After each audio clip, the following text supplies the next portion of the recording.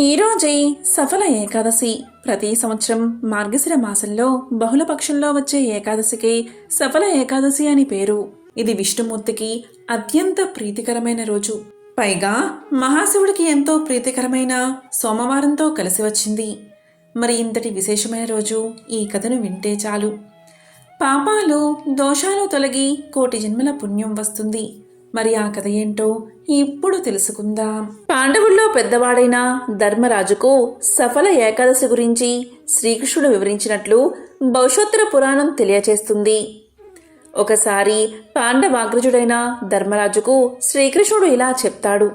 ధర్మరాజా, చాలామంది ప్రజలు ఎక్కువ ధనాన్ని ఖర్చు పెట్టి ఎక్కువ దక్షిణలు ఇచ్చి పెద్ద పెద్ద యాగాలు చేసి శ్రీ మహావిష్ణువును సంతృప్తిపరచాలని ప్రయత్నం చేస్తారు. కానీ సఫల ఏకాదశి వ్రతం ఆచరించిన భక్తుల్ని చూసినప్పుడు శ్రీ మహావిష్ణువుకు అపరిమితమైన ఆనందం, సంతృప్తి కలుగుతాయి. ఈ ఏకాదశికి నారాయణుడు అధిదేవత. నాగుపాములలో ఆదిశేషుడు, పక్షులలో గరుత్మంతుడు, యజ్ఞాలలో అశ్వమేధము, నదులలో గంగానది, దేవతల్లో విష్ణువు, మానవులలో బ్రహ్మజ్ఞానం కలవారు చాలా ప్రధానమైన వారు. అలాగే వ్రతాలంటిలో ఈ ఏకాదశి వ్రతం ఎంతో ప్రధానమైనది. మానవులు తెలిసి తెలియక అనేక పాపాలు చేస్తూ ఉంటారు. అలాంటి పాపాలను దహించే శక్తి ఈ సఫల ఏకాదశికి ఉంది. ఈరోజు మంచి కొబ్బరికాయలు, ఉసిరికాయలు, నిమ్మకాయలు, దానిమ్మ పళ్ళతో లేదా ఏది దొరికితే ఆ పళ్ళతో మహావిష్ణువును పూజించాలి. ఇక సఫల ఏకాదశి రోజు దీపదానం ఎంతో విశేష పుణ్యాన్ని ఇస్తుంది. ఈ రోజు రాత్రి భగవంతుడి సన్నిధిలో లేదా ఇంట్లో దీపాన్ని వెలిగించాలి. ఈరోజు జాగరణ చెయ్యాలి. ఈ సఫల ఏకాదశితో సమానమైన యజ్ఞం కానీ, తీర్థం కానీ, వ్రతం కానీ లేవు. 5000 సంవత్సరాలు తపస్సు చేస్తే ఎంత ఫలితం వస్తుందో అంతటి ఫలితం సఫల ఏకాదశి వ్రతాన్ని ఆచరిస్తే వస్తుంది. ఈ ఏకాదశి వ్రతాన్ని భక్తితో ఆచరిస్తే అశ్వమేధ యాగం చేసిన ఫలితం దక్కుతుంది. గోదానం, భూదానం చేసిన ఫలితం వస్తుంది. ఈ ఏకాదశి విశిష్టతను తెలిపే, గొప్పతనం తెలిపే కథ చెప్తాను, శ్రద్ధగా విను అంటూ శ్రీకృష్ణుడు ఇలా చెప్పడం ప్రారంభించాడు. పూర్వం చంపావతి అనే పేరుగల ఒక నగరం ఉండేది. ఆ నగరాన్ని మాహిష్మతుడు అనే రాజు పరిపాలిస్తూ ఉండేవాడు. అతనికి 4 కుమారులు ఉన్నారు. ఆ 4 పెద్ద కుమారుడు లొంపకుడు. ఇతను మహా పాపాత్ముడు. ఇతను పరస్త్రీలతో రహస్యంగా కలుసుకుని నీచ పనులు చేసేవాడు. వేశ్యాలోలుడై జూదం ఆడేవాడు. తన తండ్రి ధనాన్ని అనవసరంగా ఖర్చు పెట్టేవాడు. అంతేకాదు, దేవుణ్ణి నిందించేవాడు. గుడిలో రాతి దేవుణ్ణి పూజిస్తే ఏం ఫలితమని దేవతానింద చేసేవాడు. బ్రాహ్మణులను నిందించేవాడు. వేదాలను తప్పు పట్టేవాడు. వేదాలన్నీ పనికిరానివి అనేవాడు. ఇలాంటి వాడిని చూసి బంధువులకు, మిత్రులకు, ప్రజలకు కూడా విసుగు, చికాకు కలిగాయి. ఇది గ్రహించిన తండ్రి లొంబకుణ్ణి రాజ్యం నుంచి వెళ్ళగొట్టాడు. రాజ్యం నుండి వెలివేసిన ఇతనికి మిత్రులు కాని, బంధువులు కాని, ప్రజలు కాని ఆశ్రయం ఇవ్వలేదు. లుంబకుడికి ఏ పని తెలియదు. అప్పటి వరకు తండ్రి సంపాదనతో జల్సాలు చేసి ఒక్కసారిగా ఒంటరివాడు కాగానే ఏం చెయ్యాలో తోచగా ఒంటరిగా కూర్చుని మనసులో ఇలా అనుకున్నాడు.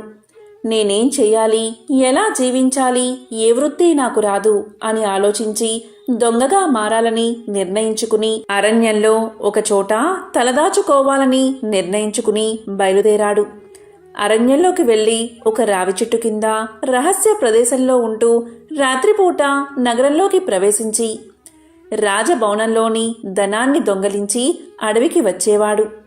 పగలంతా అరణ్యంలో ఉండి రాత్రిపూట తండ్రి యొక్క ధనాగారాన్ని దోచుకునేవాడు లుంబకుడు.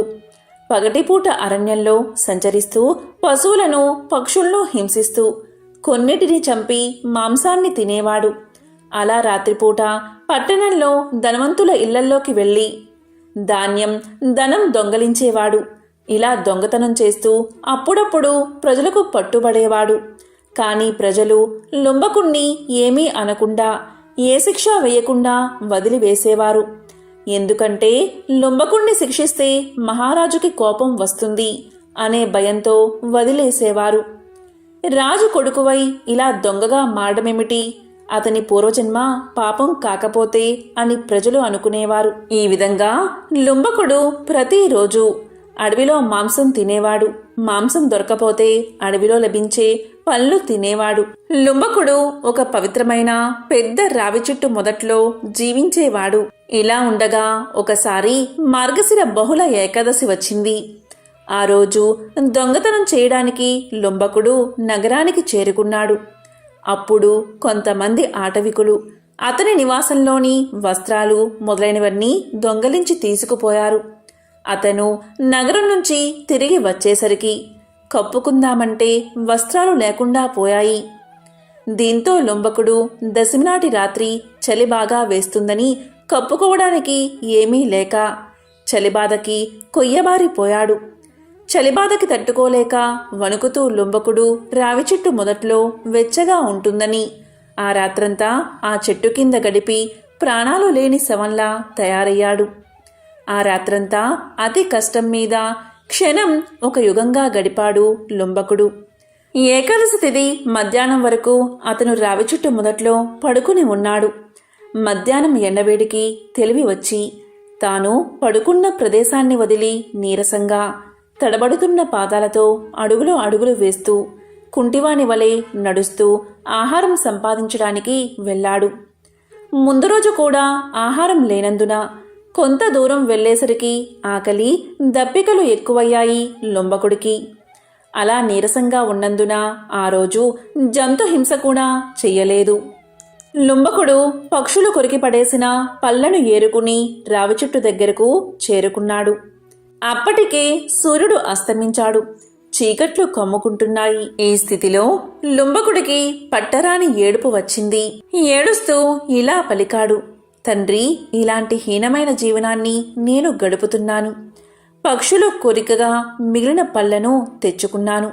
వీటిని నమిలే శక్తి కూడా నాకు లేదు. మహారాజు కొడుకునైనా నాకు ఈ గతి పట్టిందా అని కన్నీళ్లు కార్చాడు. చివరకు ఆ పళ్ళను ఆ రావి చెట్టు మొదట్లోనే నివేదనకు పెట్టినట్లుగా చేశాడు. రావి చెట్టు అంటే సాక్షాత్తు త్రిమూర్తుల స్వరూపం. ఒకవైపు నీరసం ఆవరించి ఆ రాత్రంతా నిద్ర పట్టక రాత్రంతా రావి చెట్టు మొదట్లోనే కూర్చుని మెలకుగా ఉన్నాడు లుంబకుడు. దీంతో సఫల ఏకాదశి జాగరణ చేసిన పుణ్యం లుంబకుడికి దక్కింది. అతనికి తెలియకుండానే ఏకాదశి ఉపవాస వ్రతం కూడా చేసిన ఫలితం లుంబకుడికి దక్కింది. దీంతో శ్రీ మహావిష్ణువు లుంబకుడి కష్టాన్ని గ్రహించి ఏకాదశి వ్రతం చేసిన పుణ్యం కారణంగా సూర్యోదయం కల్లా దివ్యమైన రెక్కలున్న గుర్రాన్ని ఆకాశం నుంచి పంపించాడు. ఆ గుర్రం మీద దివ్యమైన వస్త్రాలు, ఆభరణాలు, కవచము, కత్తి ఉన్నాయి. ఆ గుర్రం లుంబకుడి వద్దకు వచ్చి నిలబడి ఉంది. అప్పుడు ఆకాశవాణి ఇలా పలికింది, ఓ రాజకుమారా, నీవు సఫల ఏకాదశి వ్రతాన్ని ఆచరించావు. ఆ వ్రత ప్రభావం వల్ల భగవంతుడు అయిన వాసుదేవునికి నీయందు అనుగ్రహం కలిగింది. కాబట్టి నీ రాజ్యం నీకు సమకూరుతాయి. నీవు నీ తండ్రి వద్దకు వెళ్ళు. నీ తండ్రి చెప్పినట్లు నడుచుకో. నీవు పెద్ద కుమారుడువు కాబట్టి రాజ్యాన్ని నీ తండ్రి నీకే అప్పగిస్తాడు. స్వేచ్ఛగా నీ సామ్రాజ్యాన్ని నీవే అనుభవించు అని ఆకాశవాణి పలికింది. ఆ మాటలు వింటూ ఉండగానే లుంబకుడికి దివ్య స్వరూపం వచ్చింది. అప్పుడు లుంబకుడు దైవానికి నమస్కారం చేసి తన తప్పును తెలుసుకుని నీవు చెప్పినట్లే చేస్తాను అని ఆకాశవాణితో పలికాడు.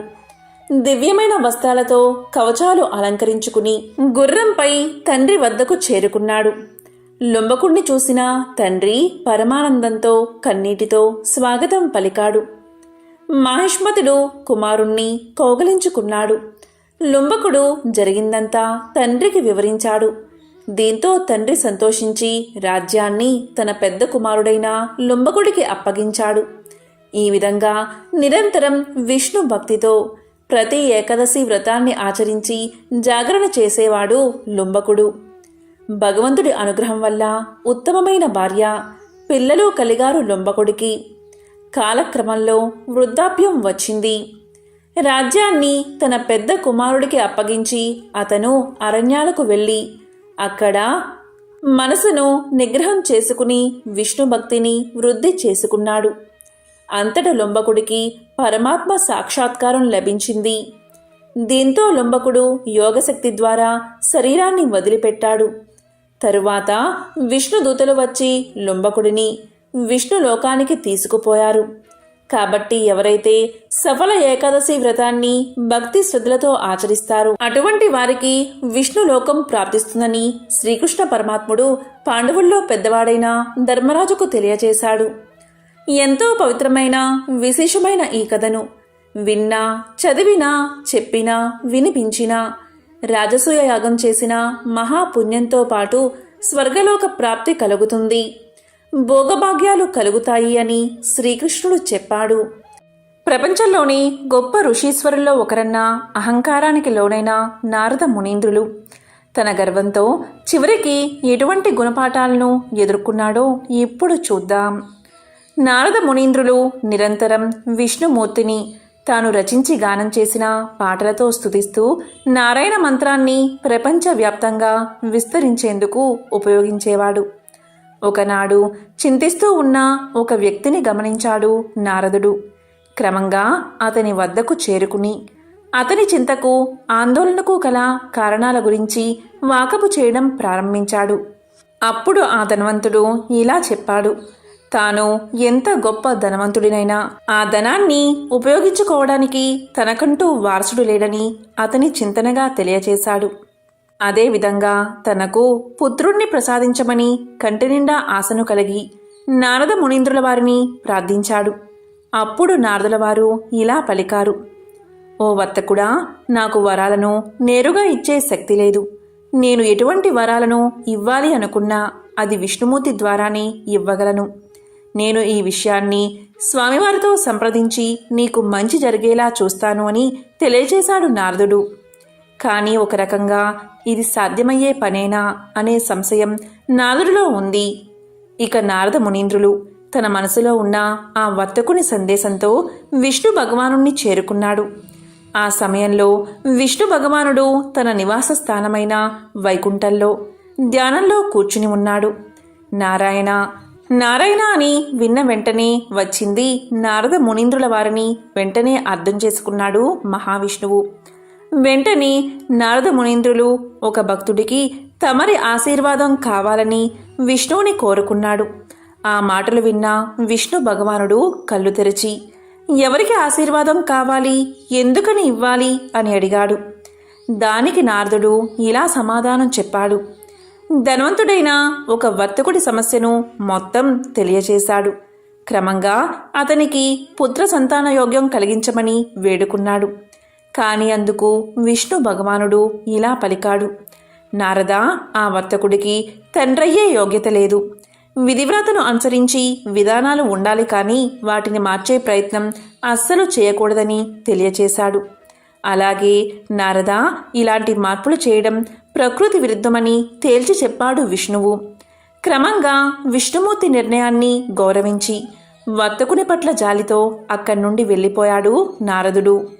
కొన్నేళ్లు గడిచిన తర్వాత నారద మునీంద్రుల వారికి ఒకసారి ఆ ధనిక వర్తకుణ్ణి సందర్శించాలి అనిపించింది.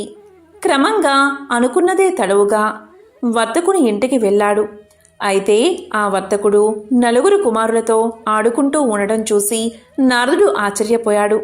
వెంటనే వర్తకుణ్ణి ఆ నలుగురు బాలురు ఎవరు అని అడిగాడు.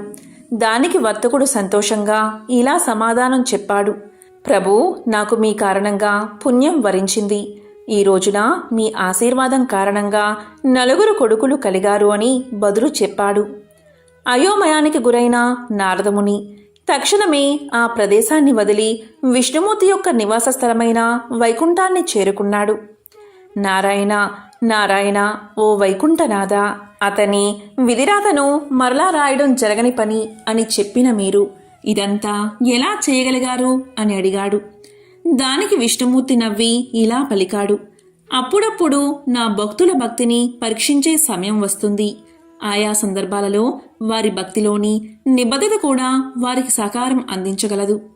ఒకసారి ఒక దివ్య ఋషి నన్ను చూడ్డానికి వైకుంఠానికి వచ్చారు. అప్పుడు నేను నా కడుపులో నొప్పితో బాధపడుతున్నాను. నన్ను అలా చూసిన ఆ ఋషి, మీ నొప్పి తీర్చేందుకు నేను మీకు ఎలా సహాయం చేయగలను అని అడిగాడు. అప్పుడు నేను ఇలా చెప్పాను, భూమి మీద ఒక మానవుడి గుండె రక్తాన్ని పొందగలిగితే ఈ నొప్పి తగ్గుతుంది అని. అంతేకాదు ఇలా కూడా చెప్పాను, ఋషీశ్వరులు మానవుల కిందకు రారు, వారు దైవంతో సమానం. అతని రక్తం ఏమాత్రం ఉపయోగపడదు. కావున కేవలం భూమి మీద ఉన్న మానవుడి రక్తమే నా సమస్యకు పరిష్కారమని తేల్చి చెప్పాను. క్రమంగా మానవ రక్తాన్ని సాధించడంలో ఆ ఋషీశ్వరుడు ప్రపంచవ్యాప్తంగా తిరగడం ప్రారంభించాడు. దేవుడికి మీ రక్తం అవసరమని, అతని కడుపులోని బాధను తీర్చేందుకు మీ సహకారం అవసరమని ప్రతి ఒక్కరికి చెప్పాడు. కానీ దీని పట్ల ప్రజలు విశ్వాసాన్ని చూపలేదు. క్రమంగా ఆ ఋషి మీరు నాకు చెప్పిన అదే వర్తకుడి దగ్గరకు చేరుకున్నారు. వర్తకుడు కేవలం తనను దైవఋషి అని మాత్రమే గుర్తించకుండా అతన్ని నమ్మాడు కూడా. కత్తితో తన ఛాతిని పొడుచుకుని అతను కోరుకున్న విధంగా 4 చుక్కల రక్తాన్ని అందించాడు. అతని ధైర్య సాహసాలకు, నాపై ఉన్న ప్రేమ, భక్తి మరియు విజ్ఞానానికి మెచ్చిన నేను ఆ వర్తకుణ్ణి ఆశీర్వదించాను. క్రమంగా ఇప్పుడు అతనికి సంతాన యోగ్యం కలిగిందని తెలియజేశాడు మహావిష్ణువు. క్రమంగా నారదముని విష్ణుమూర్తి అందరినీ ఒక కంట గమనిస్తూనే ఉంటాడని, మరియు ఆయా వ్యక్తుల పాపపుణ్య ఫలాలను, భక్తి ప్రపత్తులను, నిబద్ధతను ఉద్దేశించి వారి కోరికల సాధ్య అసాధ్యాలు ఉంటాయని గ్రహించాడు. మనిషి తన కష్టం తాను చేసినప్పుడే దేవుడి ఆశీర్వాదాలను కోరుకునేందుకు కూడా అర్హత సాధించగలడు. ప్రయత్నశూన్యంగా దేవుణ్ణి ప్రార్థించి వరాలను ఆశించడం మూర్ఖత్వమే అవుతుంది. నలుగురితో మంచిగా ఉంటూ సద్గుణ సంపన్నుడై నలుగురికి ఆదర్శప్రాయంగా మెలిగే ఎటువంటి వ్యక్తి అయినా దేవుని కనుసన్నల్లోనే ఉంటారని ఈ కథ ద్వారా అర్థమవుతుంది. బ్రహ్మ మానస పుత్రుడైన నారద మహర్షి నిరంతరం హరినామ సంకీర్తన చేస్తూ త్రిలోక సంచారం చేసేవాడు. విష్ణు భక్తుల్లో అగ్రగణ్యుడిగా ముల్లోకాల్లో అందరూ ఆయన్ని గౌరవించేవారు. దాంతో లోకంలో తనను మించిన విష్ణు భక్తుడు ఎవరూ లేరనే గర్వం మొదలైంది నారదుడిలో. అయితే ఆ మాటను సాక్షాత్తు విష్ణువు నోటనే చెప్పించాలి అనుకున్నాడు నారదుడు. అనుకున్నదే తడవుగా వైకుంఠానికి చేరుకున్నాడు. శేషతల్పంపై విశ్రాంతి తీసుకుంటున్న విష్ణువును దర్శించుకుని యథాప్రకారం హరినామ సంకీర్తనం ప్రారంభించాడు నారదుడు. మహావిష్ణువు మహదానందంగా నారదుడి సంకీర్తనను అరమోడ్పు కన్నులతో పరవశుడై ఆస్వాదించాడు. సంకీర్తన తర్వాత నారదుణ్ణి కుశల ప్రశ్నలు వేశాడు. కుశల ప్రశ్నలు పూర్తయ్యాక నారదుడు తన మనసులోని మాటను బయటపెట్టాడు. దేవా, నాదో చిన్న సందేహం, మీరే దాన్ని తీర్చాలి అంటూ వినయంగా అర్థించాడు. ఏమా సందేహం, సంకోచించకుండా అడుగు అన్నాడు విష్ణువు చిరునవ్వులు చిందిస్తూ. ముల్లోకాల్లో మిమ్మల్ని కొలిచే భక్తులలో ఎవరు అగ్రగణ్యుల్లో మీ నోటని తెలుసుకోవాలి అనుకుంటున్నాను దేవా అన్నాడు నారదుడు. దానికి మహావిష్ణువు, ఇదేమంత పెద్ద సందేహం, అదిగో భూలోకంలో అటు చూడు, అక్కడ కనిపిస్తున్న పొలంలో పనిచేసుకుంటున్నాడో రైతు అన్నాడు విష్ణువు. చూశాను ప్రభు అన్నాడు నారదుడు. అందరికంటే అతడే నా భక్తుల్లో అగ్రగణ్యుడు అన్నాడు విష్ణువు. హతాశుడయ్యాడు నారదుడు. తన పేరే చెబుతాడు అనుకుంటే ఎక్కడో మారుమూల గ్రామంలో పొలాన్ని సాగు చేసుకునే రైతు రోజుకి 4-5 సార్లు కంటే నారాయణ్ణి తలుచుకోని సామాన్యుడు తన భక్తుల్లో అగ్రగణ్యుడని చెప్పడానికి మహావిష్ణువుకి మనసెలా వచ్చింది అని మదనపడసాగాడు నారదుడు. నారదుడి అంతర్మదనాన్ని గ్రహించిన విష్ణువు, నారదా, నువ్వే అతడి వద్దకు వెళ్ళు, అతడి భక్తి ఏపాటిదో నీకే తెలుస్తుంది అన్నాడు. ఇదేదో తేల్చుకోవాలి అనుకున్నాడు నారదుడు. సరే అంటూ భూలోకానికి చేరుకున్నాడు. నేరుగా ఆ రైతు ముందు ప్రత్యక్షమయ్యాడు. తన ఎదుట సాక్షాత్తు నారద మహర్షి ప్రత్యక్షం కావడంతో ఆ రైతు పరమానంద భరితుడయ్యాడు. అయ్యా, మహావిష్ణువు ఎలా ఉన్నారు? వైకుంఠంలో ఆయన క్షేమమేనా? అభాగ్యుణ్ణి, ఎప్పుడో తప్ప ఆయన్ని తలుచుకునే తీరికే ఉండదు నాకు. మీ దర్శనంతో సాక్షాత్తు విష్ణువుని చూసినంత ఆనందం కలుగుతుంది అంటూ నారదుడికి అతిథి మర్యాదలు చేశాడు. నారదుడు తిరిగి బయలుదేరే ముందు, అయ్యా, చిన్న కోరిక అన్నాడు ఆ రైతు. ఏంటో చెప్పమన్నట్లుగా చూశాడు నారదుడు. ఒక కుండలో పాలు తెచ్చి ఇచ్చాడు రైతు. అయ్యా, నా కానుకగా ఈ పాలకుండను వైకుంఠానికి తీసుకువెళ్ళి విష్ణుదేవులకి నివేదించండి అన్నాడు రైతు. అప్పుడు నారదుడు అదెంత పని అంటూ పాలకుండ తీసుకుని వైకుంఠానికి బయలుదేరాడు. అయితే పాలు ఎక్కడ తొనిగిపోతాయో అనే భయంతో జాగ్రత్తగా కుండను పొదివి పట్టుకున్నాడు. మొత్తానికి ఎలాగోలా వైకుంఠానికి చేరుకుని విష్ణువును దర్శించుకున్నాడు. రైతు ఇచ్చిన పాలకుండను అందించాడు. దేవా, ఆ రైతుకు ఎప్పుడో తప్ప మిమ్మల్ని తలుచుకునే తీరిక ఉండదట. రోజుకు 4-5 సార్లు తలుచుకుంటాడట అన్నాడు ఫిర్యాదు చేసినట్లుగా. ఈ పాలకుండను తెస్తున్నప్పుడు నువ్వు నన్ను ఎన్నిసార్లు తలుచుకున్నావు అని ప్రశ్నించాడు విష్ణువు. ఒక్కసారి కూడా తలుచుకోలేదు. నా దృష్టి మొత్తం పాలకుండపైనే ఉంది. పాలెక్కడ తొనికిపోతాయో అనే ఆందోళనే నా మనసంతా నిండిపోయింది అని తలదించుకుని బదులిచ్చాడు నారదుడు. రోజంతా శ్రమిస్తూ ఉన్నప్పటికీ నన్ను మర్చిపోకుండా రోజుకు కనీసం 4-5 సార్లు అయినా తలుచుకుంటున్నాడు కదా ఆ రైతు అన్నాడు విష్ణువు. ఆ మాటతో నారదుడి గర్వం నశించింది. ఆ రైతు తనకంటే ఎందుకు గొప్ప భక్తుడో అర్థమైంది. ఒక ఊరిలో ఒక ధనవంతుడు ఉండేవాడు. అతను మహావిష్ణువు యొక్క భక్తుడు. విష్ణుపై ఉన్న అచంచలమైన భక్తితో తన ఇంటి ఆవరణలోనే ఒక మందిరాన్ని కట్టించాడు. అందులో సుందరమైన విష్ణు విగ్రహాన్ని ప్రతిష్ఠించి విగ్రహానికి షోడశోపచారాలతో పూజలు చేయసాగాడు. చక్కని రుచికరమైన నైవేద్యాలు, నేతి దీపాలు, పరిమళాల ధూపాలతో అత్యంత వైభవంగా విష్ణువును పూజించసాగాడు. అతనికి అనుకోకుండా వ్యాపారంలో నష్టం వచ్చింది. అప్పుడు ఎవరో ఇలా సలహా ఇచ్చారు. విష్ణువు సంపద ప్రదాత కాదు. సంపద రావాలి అంటే, సిరి సంపదలతో తుల తూగాలి అంటే లక్ష్మీదేవి పేరు చెప్పి ఆ దేవతనే ఆరాధించమని చెప్పారు. వెంటనే ఆ ధనవంతుడు ఆ దేవతా విగ్రహాన్ని తెచ్చాడు. లక్ష్మీదేవిని పూజించడం ప్రారంభించాడు. వెంటనే అదృష్టం కలిసి వచ్చింది. వ్యాపారంలో అనుకోని లాభాలు వచ్చాయి. వెంటనే అతను ఎంతో ఆనందంతో పూజలు చేయసాగాడు. ఒక పర్వదినాన రకరకాల పిండి వంటలతో, ధూప దీపాలతో పూజ చేయసాగాడు. పూజకు ముందు విష్ణుమూర్తి విగ్రహం ఆ ధనవంతుడికి కనిపించింది. వెంటనే అతనికి ఎంతో కోపం వచ్చింది. ఇంకా నువ్వు ఎందుకిక్కడా అని ఆ విగ్రహాన్ని తీసేసి ఒక మూలగా పడేశాడు. తాను పూజిస్తున్న దేవతకి రోజు అతను ఎంతో భక్తి శ్రద్ధలతో పూజలు చేయసాగాడు. రకరకాల పిండి వంటలు, ధూపదీప నైవేద్యాలు, సుగంధాలు వెదజల్లే, సువాసనలు వెదజల్లే పుష్పాలతో ఆ గదంతా చక్కని సుమధుర వాసనలతో నిండిపోయింది. అతనికి దూరంగా ఒక మూలాన పడేసిన విష్ణు విగ్రహం కనిపించింది. వెంటనే అతను కోపంగా లేచి వెళ్లి ఒక వస్త్రంతో ఆ విగ్రహం యొక్క ముక్కు మూసేశాడు. ఈ వాసనంతా హాయిగా ఆస్వాదిస్తున్నావా? ఇవన్నీ నీకోసం చెయ్యలేదులే. ఈ వస్తువుల వాసనలు కూడా నీకు తగలకూడదు అని పలికాడు ధనవంతుడు. ఇక వెంటనే మరుక్షణమే విష్ణుమూర్తి ప్రత్యక్షమయ్యాడు. చిరునవ్వుతో జగన్మోహన కాంతితో ఉన్న ఆ వాసుదేవుణ్ణి చూసి ఆ ధనవంతుడు ఇలా పలికాడు. స్వామి, నిన్ను ఎంతగానో ఆరాధించాను. రకరకాల నైవేద్యాలు కూడా పెట్టాను. అప్పుడు నీవు కనికరించకుండా కష్టాలు అనుభవించేటట్లు చేశావు. మరి ఇప్పుడు నిన్ను ఆరాధించడం మానేశాక లక్ష్మీదేవిని సేవిస్తూ ఆ నైవేద్యాల వాసన కూడా నీకు రానివ్వకుండా చేస్తే ఇప్పుడు ప్రత్యక్షమై కనుకరించావు. ఇదేమి వింత స్వామి అని ప్రశ్నించాడు ధనవంతుడు. అందుకు ఆ మహామాయావి అయిన విష్ణువు నవ్వుతూ ఇలా పలికాడు. నీవు పూజలు చేశావు నిజమే, నైవేద్యాలు నివేదించావు అది నిజమే. కాని నేను అక్కడ ఉన్నాను అన్న భావనతో నీవు చేయలేదు. ఏదో పూజ చేశావు, ఏదో నైవేద్యం సమర్పించావు అన్నట్లు చేశావు. కాని ఇప్పుడు నీవు అలా అనుకోలేదు. నేను ఇక్కడే ఉన్నాను అనుకున్నావు. ఆ వాసనలు కూడా, అంటే నైవేద్యాల గుమగుమలు కూడా నేను అనుభవిస్తున్నాను అనే భావన నీలో కలిగింది.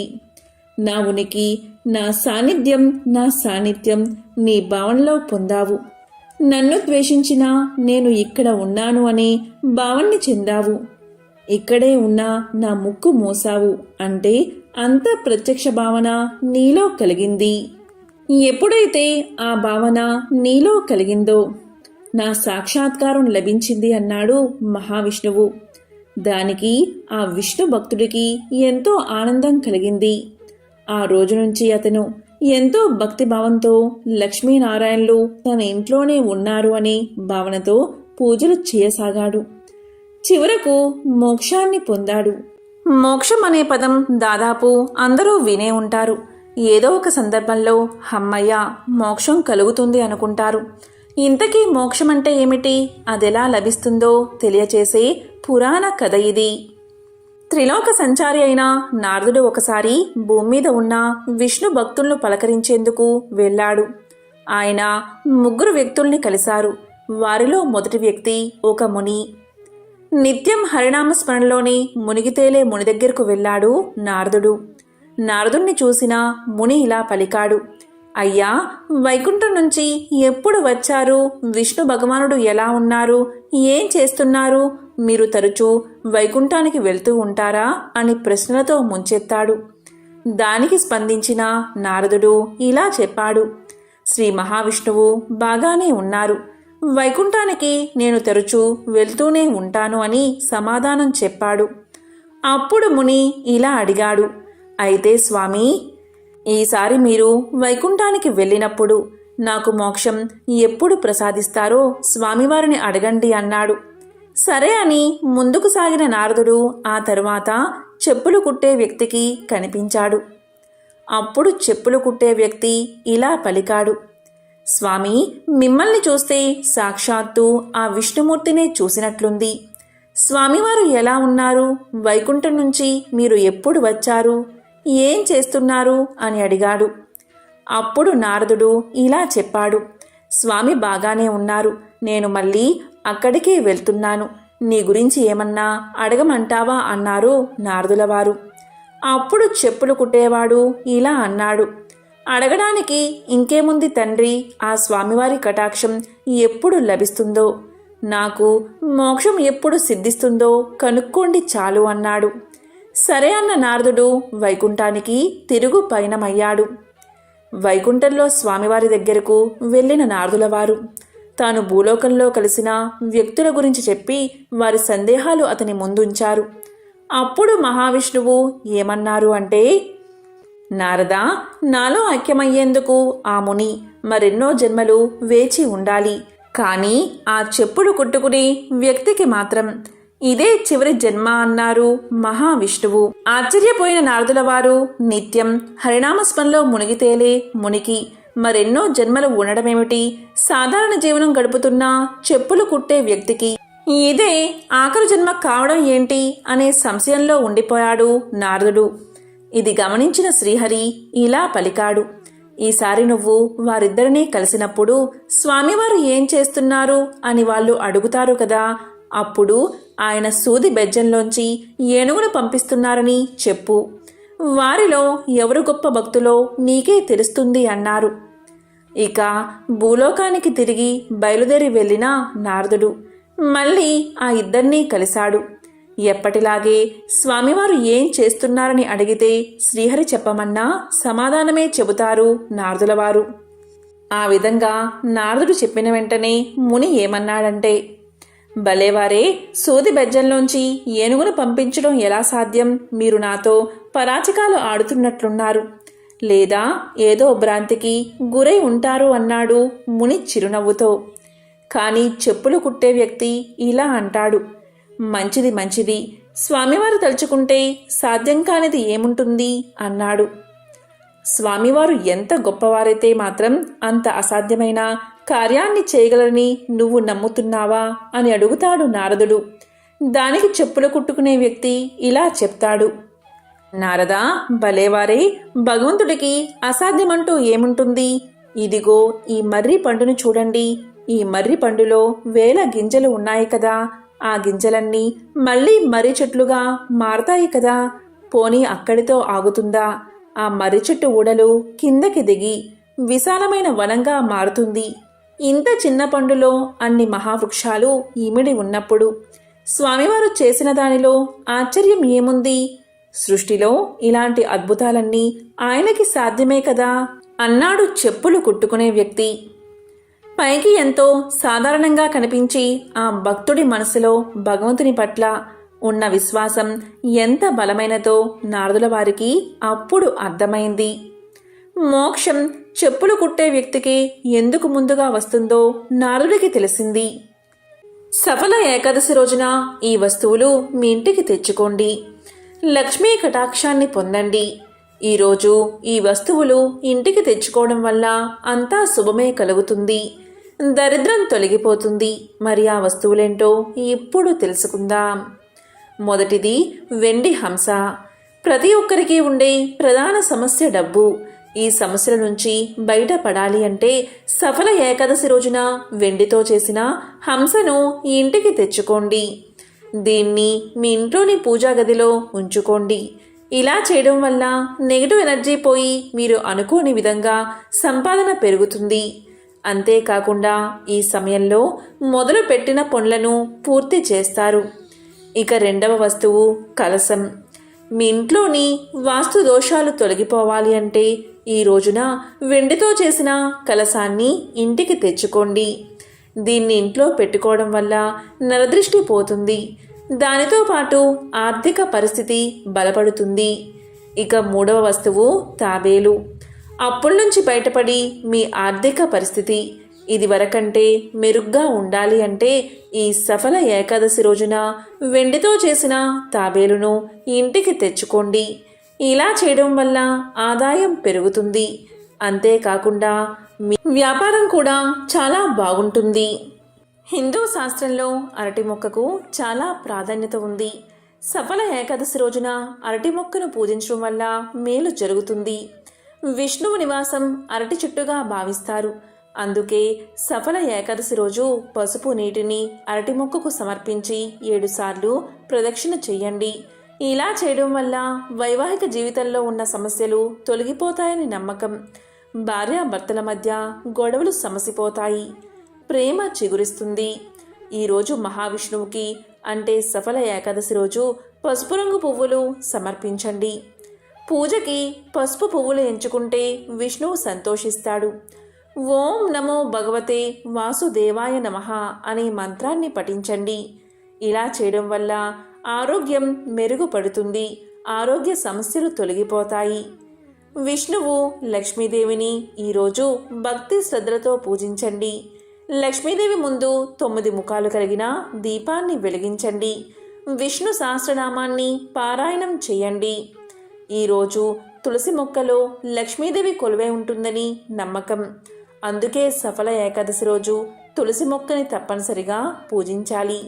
ఇలా చేస్తే సంతోషం, శ్రేయస్సు కలుగుతాయి. మరి ఎంతో పవిత్రమైన విశేషమైన ఈరోజు ఈ కథలను విన్నా, చదివినా, చెప్పినా, వినిపించినా సకల శుభాలు కలుగుతాయి. జన్మల దోషాలు తొలగి కోటి జన్మల పుణ్యం వస్తుంది. ఓం నమో నారాయణాయ. ఓం నమః శివాయ.